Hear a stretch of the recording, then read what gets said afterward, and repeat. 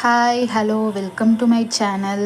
நான் உங்களுக்கு ஒரு சிம்பிளஸ்ட் வேலை அண்ட் ஈஸியாகவும் நான் பாவக்காய் பக்கோடா செஞ்சு காட்டுறேன். சைட் டிஷ் ஃபார் சாப்பாடு டுடே லன்ச். ஓகே, சாம்பார் பாவக்காய் ஃப்ரை, இது என்னோடய லன்ச் மெனு இன்றைக்கி. ஓகே, நான் அதனால் ஷேர் பண்ணணுன்ட்டு உங்களுக்கு பண்ணுறேன். சரி, பாவக்காவை நல்லா வாஷ் பண்ணி எவ்வளோக்கு எவ்வளோ மெல்லிசாக அறிய முடியுமோ அரைஞ்சிக்கோங்க. ஐ லவ் பாவக்காய், ரொம்ப பிடிக்கும் எனக்கு. என்ன பண்ணாலுமே நல்லாயிருக்கும். ஓகே, இந்த மாதிரி வித்தியாசமாக ஒரு பக்கோடா மாதிரி சாப்பிட்டா எல்லாருமே சாப்பிடுவாங்க, அதுக்காக. ஓகே, இதை அரைஞ்சி வச்சு கழுவி வச்சுருக்கேன். சரிங்களா? அடுத்தது 3 ஸ்பூனு கடலை மாவு, 2 ஸ்பூனு அரிசி மாவு, அப்புறம் ஒரு கொத்து அளவுக்கு கருவேப்பிலை.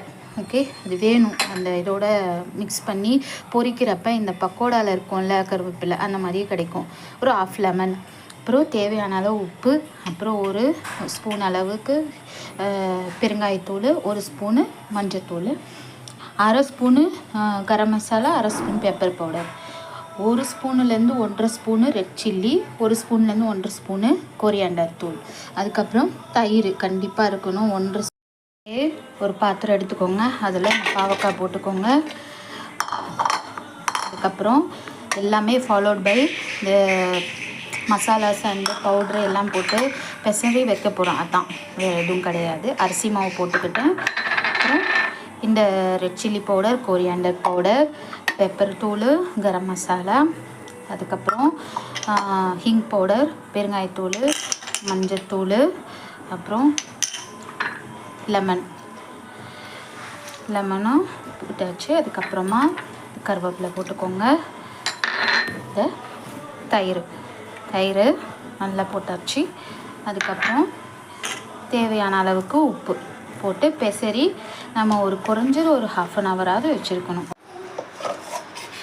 பாருங்கள், 1/2 அன் ஹவருக்கு மேலேயே நான் இதை ஊற வச்சுட்டேன். இப்போ தான் ஃப்ரிட்ஜிலேருந்து எடுத்தேன். சரிங்க, இப்போ நான் இதை எப்படி பொரிச்சு காட்டுறேன்னு பார்க்கலாம். நல்லா பிசைஞ்சு எல்லா எசன்ஸ் எல்லாம் உள்ளே இறங்கிட்ட மாதிரி பண்ணியாச்சு. இப்போது ஆயில் ஹீட் பண்ணி வச்சுருக்கேன். அதில் அப்படியே நம்ம பாருங்கள் நல்லா பொரிஞ்சிடுச்சு பாருங்கள். அவ்வளோதான், எடுத்துடலாம். ஓகே, இங்கே பாருங்கள், பாவக்காய் பக்கோடா ரெடி. ரொம்ப கிறிஸ்பியாக டேஸ்டியாக இருக்குது. எல்லாமே நம்ம ஊற வச்சுட்டு பண்ணனால அந்த பாவக்காய்க்குள்ளே அந்த உப்பு காரம் எல்லாமே இறங்கி நல்லா இருக்குது. நீங்களும் ட்ரை பண்ணி பாருங்கள். Okay, bye bye, see you later, bye.